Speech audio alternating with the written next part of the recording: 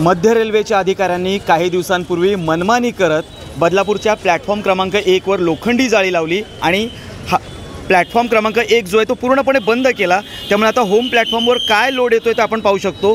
Badlapur return local आल्यानंतर अक्षरशः इथे झुंबड उडते, प्रचंड गर्दी होते।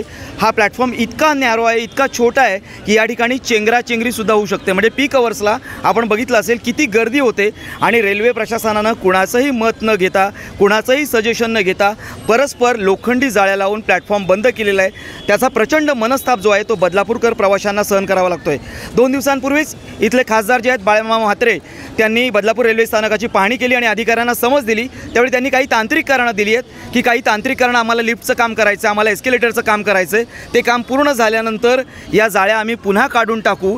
मात्र जर रेल्वे अधिकाऱ्यांनी या लोखंडी जाळ्या काढल्या नाहीत तर त्याचा प्रचंड त्रास बदलापूरच्या प्रवाशांना सहन करावा लागू शकतो आणि एक मोठ्या प्रमाणात चेंगराचेंगरी किंवा एखादी दुर्घटनासुद्धा या ठिकाणी होऊ शकते। कॅमेरामन सिद्धेश हरवाटेचा मयुरेश कडव, एकमत न्यूज, बदलापूर।